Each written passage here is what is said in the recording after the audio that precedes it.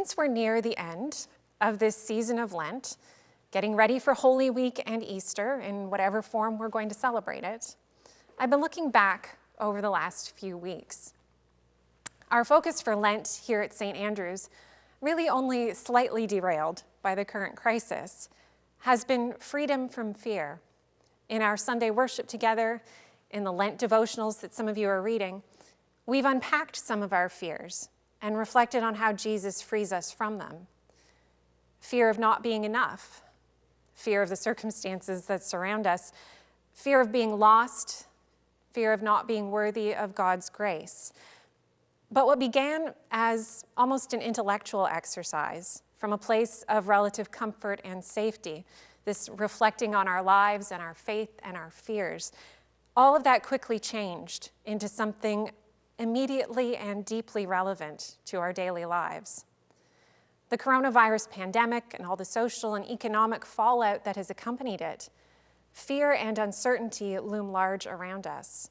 But I'd like to take us back a little further, before the pandemic, before Lent, back to Transfiguration Sunday, which was the last Sunday in February.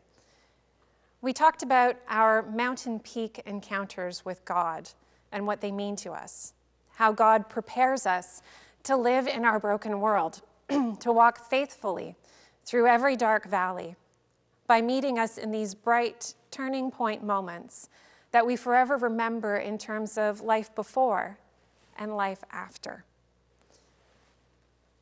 Now, today's story of the man who was born blind describes his turning point encounter, his threshold moment with Jesus.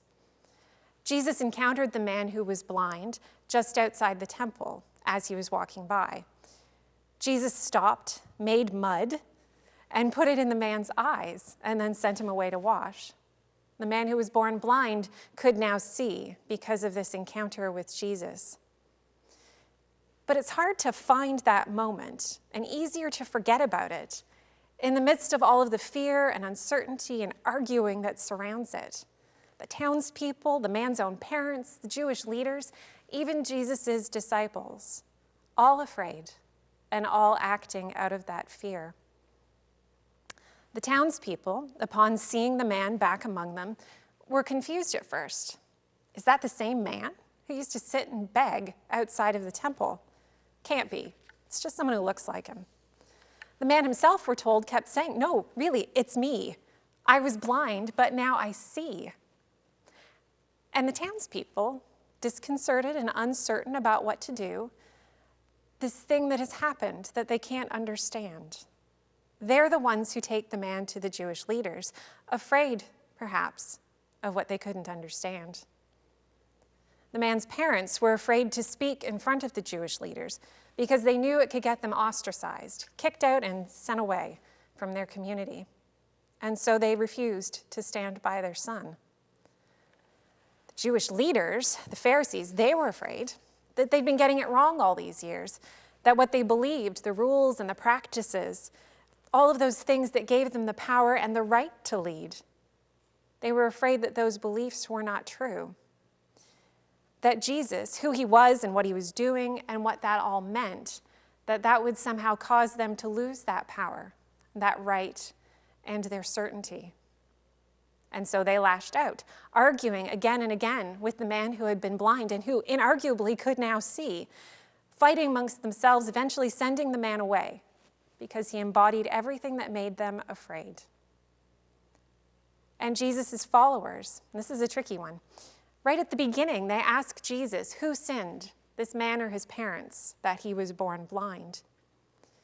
That question betrays an attitude that they're using to protect themselves from the fear of an uncertain world, where something like this could happen to the man, being born without sight through no fault of his own. Having this false hope that either the man or his parents had somehow done something to deserve blindness as punishment kept them safe from fear. But Jesus took that false hope away. The man's neighbors, his parents, the Jewish leaders, and Jesus' followers, what they say and do is all motivated by their fear. But in the midst of all this fear and uncertainty, which is showing itself in rejection and anger and false hope and betrayal, in the midst of all of that, there is one incontrovertible truth that is stated again and again. I was blind, but now I see. Among all of the characters in this story, only two of them are not afraid: Jesus and the man who could see. When with his vision restored and the eyes of his faith wide open, the man who sees more clearly than anyone else in this story sees the truth that has changed his life. God is good. Life before and life after. I was blind, but now I see. There was a man I met. He touched me with mud and light, and it turns out that man was God. And the rest is a song. Amazing grace, indeed. Now, it might seem strange at a time like this to spend so much time talking and thinking about one man's eyesight 2,000 years ago. How can this possibly be relevant? The world is changing profoundly right now. We are living through a turning point, a threshold moment in our history for our country and for the world as well. Life before and life after. And there is fear because we don't know exactly what life after this turning point will be like. History is being written right now, and relevance is an uncertain thing. But this small personal moment between Jesus and this man, the relationships between that one man and his community, these words are part of the good news. And that good news has remained good, relevant, and steadfast through every pivotal and transformational moment in the last 2,000 years of history. The good news has stayed good through wars and plagues, upheavals, defeats, the rise and fall of empires, recessions, depressions, crucifixions, and resurrections. These stories and their lessons and the light that shines within them has this incredible ability to speak to whatever we are going through, including what we are going through right now. And what this story says to us today, in the middle of this messy tale of brokenness and fear and anger, lies one inarguable fact: that God is good. And with our eyes of faith restored and set free from the blindness of fear, we can see God's goodness at work in and through and around everything in our broken world. The irony of this story, of course, is that by the end of it, the blind man who receives his sight sees clearly what is true, but everyone else in the story has gone blind. So in this difficult, ever-changing, fearful, frustrating time of uncertainty, how's your faith sight? How are your eyes of faith doing? Consider this your checkup this week.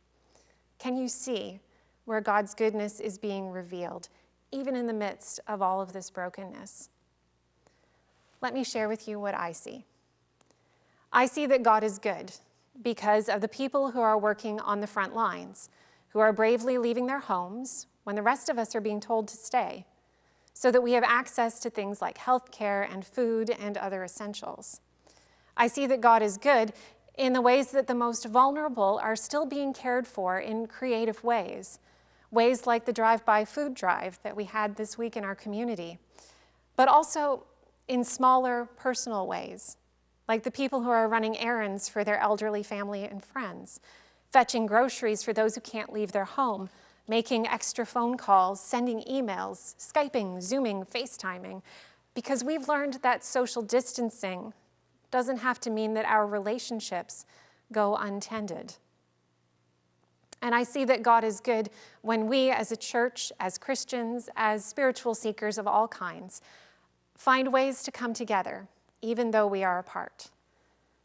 Ways that we can encourage each other, continue to build one another up in love, and to grow in our faith, even during these challenging times. God is good, And that's a fact, a certain thing to hold on to in these uncertain and fearful times. So in the week ahead, my challenge to you is to remember to see the world even as it is now, through the eyes of your faith. See where God is good, where God's goodness is at work in and around and because of and in spite of what's happening right now. Like the man who was blind but now sees, our challenge this week is to stand in the midst of fear and speak the truth. That truth that changes lives, the truth that heals, the truth that saves. God is good. Thanks be to God.